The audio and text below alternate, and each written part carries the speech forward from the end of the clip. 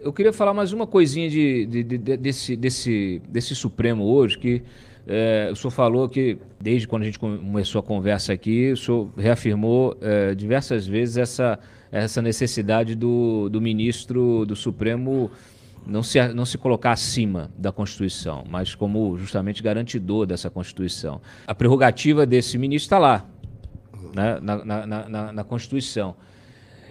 Eu queria saber, tem algum lugar na Constituição que tenha dado a um ministro do Supremo o poder de dizer o que pode ser publicado e o que não pode ser publicado, aquilo que ele acha que deve ser discutido publicamente através dos veículos de comunicação ou aquilo que não deve? Tem algum artigo que defina, que dê esse poder a um ministro, o poder de censor, o poder de editor? Eu ouvi, inclusive, de um ministro num julgamento desse, que ele se disse como que os ministros são os editores da nação. Assim, eu quando olho as experiências de liberdade de imprensa em outros países, eu percebo o quanto a gente está acelerado na marcha ré, sei lá, para a Idade Média, porque hoje o ministro ele diz o que é fake, o que não é, ele manda tirar o que ele acha que não pode circular. Quer dizer, ele realmente se atribuiu um papel de censor, a menos que o senhor me diga, não, tem aqui um artigo que prevê isso. O que não é bom. O problema de se ter dito que o Supremo seria o editor da nação, eu atribuo a um arrobo bobo de retórica. O que nos vem da Constituição Federal, que também submete o Supremo, a liberdade de expressão, a liberdade de comunicação. E o sistema da Constituição é um sistema fechado. A própria Constituição prevê no rol das garantias constitucionais do cidadão a possibilidade dele acionar o judiciário para reparação de dano à moral. Sim.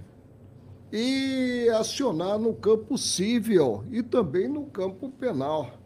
O que não se pode antecipadamente é adentrar o campo da censura. Dizer, olha, isso pode ser veiculado, isso não pode ser veiculado, que se veicule e que se aguarde as consequências do ato praticado. A publicidade em si, a veiculação clara das ideias é algo super positivo que deve ocorrer e não se pode cercear a liberdade do cidadão e aí amedrontá-lo quanto a um crivo, quanto a uma glosa. A glosa tem que ser prejudicado na própria honra, é algo diferente. Claro. Se alcançado na própria honra, que acione o judiciário, não faça, evidentemente, justiça pelas próprias mãos, porque é crime, Claro. né? Que acione o judiciário e aguarde o pronunciamento cabível, com a imposição de condenação relativa à obrigação de dar, de pagar, Sim. ou então a responsabilidade penal. Vejo de forma muito triste qualquer censura. Nós temos hoje abertos lá no Supremo vários inquéritos, né, com características de inquéritos políticos, vamos dizer assim, né? O primeiro deles foi o inquérito das fake news, que foi aberto pelo Dias Toffoli, entregue à relatoria sem distribuição, né, sem sorteio, entregue a relatoria para o Alexandre de Moraes, que não fez consulta ao Ministério Público e toma as decisões de forma de ofício, é vítima, é investigador e é julgador. Na abertura desse inquérito foi utilizado um artigo do próprio regimento interno do Supremo, que passou a atribuir qualquer tipo de agressão, qualquer tipo de ataque, qualquer tipo de ofensa a um ministro como sendo uma ofensa à instituição do Supremo. E foi uma novidade, porque, por exemplo, a ministra Carmen Lúcia foi alvo de protestos violentos na época do julgamento do Petrolão. Foram na casa dela, no prédio dela, jogaram tinta, quebraram, depredaram e tudo. E o que aconteceu? foi aberta uma investigação na primeira instância. Essa investigação avançou, acabou que ela não conseguiu responsabilizar ninguém, mas ela aconteceu na primeira instância, né? Agora não, agora qualquer coisa ela acontece diretamente no Supremo. O Supremo virou assim, não se considera mais nem o Ministério Público para ser ouvido nas decisões. Eu não sei, como é que o senhor está vendo isso? São inquéritos que permanecem abertos, que não chegam a conclusão nenhuma, que não vão a julgamento. E eu já vi decisões até monocráticas de colegas, de ex-colegas seus, que estão lá como ministro supremo, encerrando inquéritos criminais porque passou o tempo, ficou um ano aberto sem avançar, então vai lá e fecha. E a gente tem inquéritos como esse que estão há 3 anos abertos, sem conclusão nenhuma, sem nenhum tipo de decisão. Tem uma palavra para isso, ministro? Como é que o senhor classifica esse tipo de inquérito? O que nos vem da legislação? O inquérito é instaurado por provocação da polícia ou por iniciativa do Ministério Público. O nosso sistema é um sistema acusatório. Não podemos concentrar na mesma pessoa o ato de acusar e o ato de julgar. Foi um equívoco a instauração desse inquérito.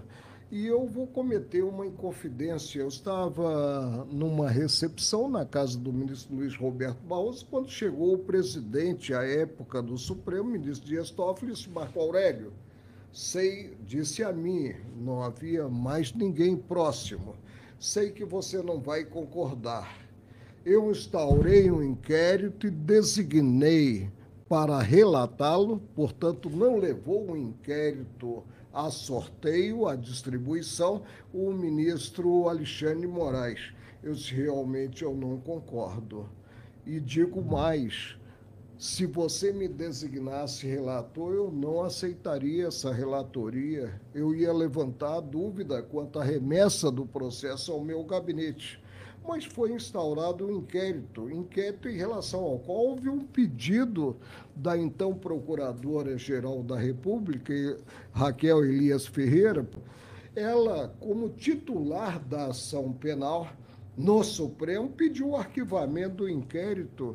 Essa manifestação foi acolhida? Não, como outras não foram acolhidas do Ministério Público.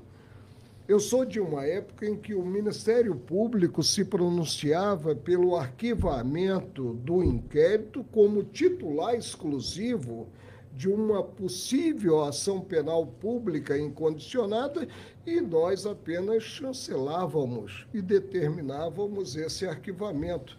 Mas hoje em dia não se contraria a voz do Ministério Público, considerada a atuação do chefe do próprio Ministério Público.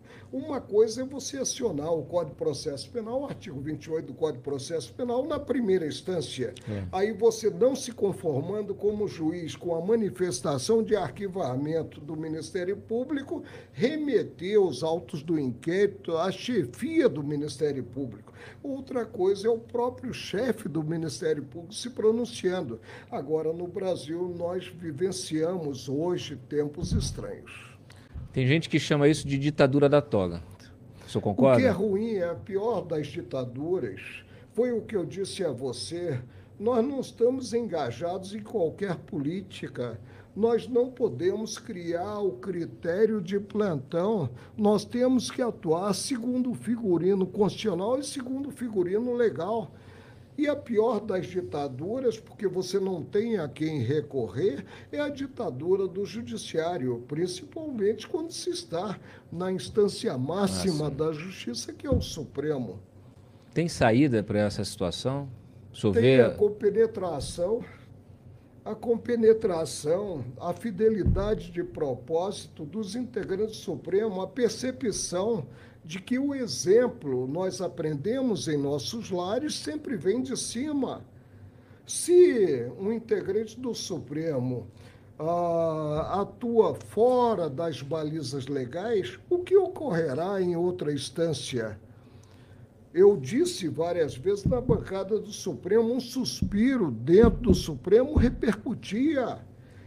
e tínhamos que ter muito cuidado ao implementá-lo. Qualquer coisa veiculada era tida, principalmente quando aceitável pelos demais órgãos, né, em termos de poder, uma visão distorcida de poder, tinha uma repercussão ímpar.